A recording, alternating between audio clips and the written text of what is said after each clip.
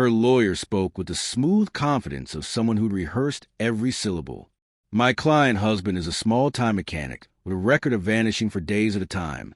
He's unreliable and unfit to raise a child. Each word bounced off the polished courtroom walls like the sound of nails being driven into wood. My wife didn't look at me, not once. She didn't have to.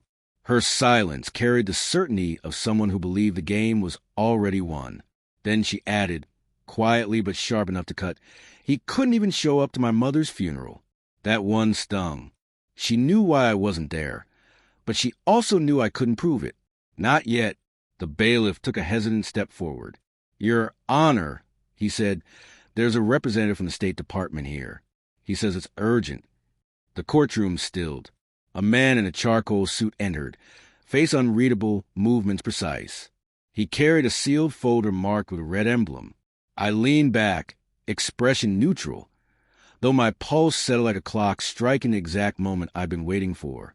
12 years earlier, she'd walked into my life while I was elbow-deep in grease. Her father's car needed brake work, and she'd come to the shop under the pretense of asking for directions. She smelled like perfume and privilege, someone who didn't belong anywhere near the clang of wrenches or the smell of oil. But she smiled at me, brought me coffee the next morning, and laughed like the world revolved around that sound. I didn't realize then that what she liked most was the way I looked at her, like she was a rare treasure.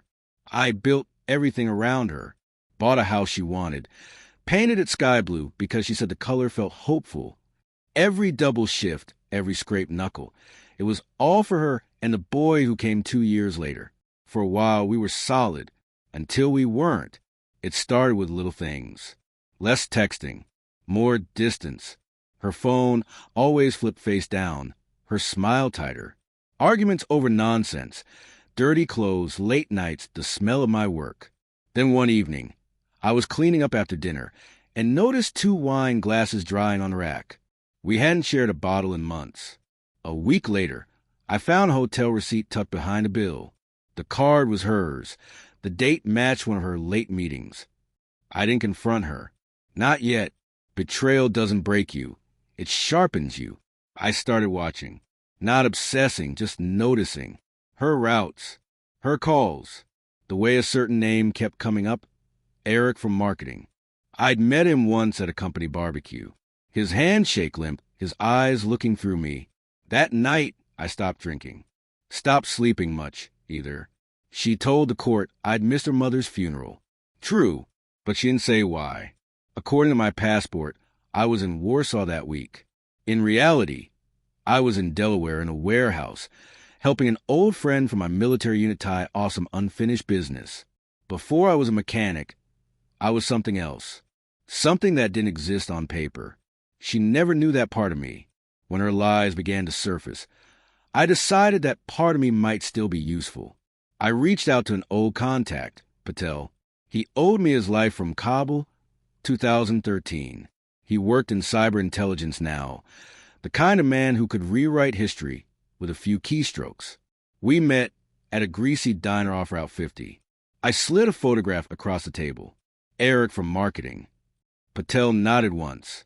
2 weeks later, the data came through: offshore accounts, shell companies, fake consulting fees, money quietly funneled into an LLC under my wife's maiden name. It wasn't about revenge. It was about precision. When the custody hearing was announced, I played the part she expected. The exhausted, defeated ex-husband in a worn gray suit.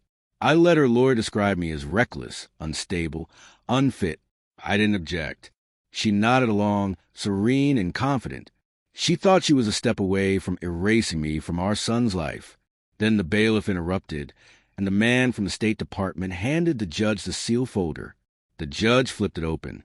His expression changed from curiosity to disbelief, then to something colder. "Mrs. Carver," he said slowly, "you are listed as a managing partner in a series of companies currently under federal investigation for embezzlement and tax fraud." My wife's face went white. Her lawyer leaned in, whispering urgently, but she just shook her head.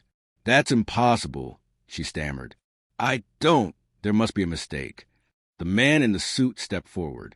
"Your Honor, we'll need to speak with Mrs. Carver privately after the session." The judge nodded, cleared his throat, and turned to me. Given these new developments, Mr. Carver, the court finds no reason to deny your custody petition. For the first time in months, I met her eyes. There was no fire in them now, just fear and disbelief. Her lips moved silently. What did you do? I didn't answer. I just sat there, calm and steady, as the life she'd built on deception began to collapse around her, one truth at a time.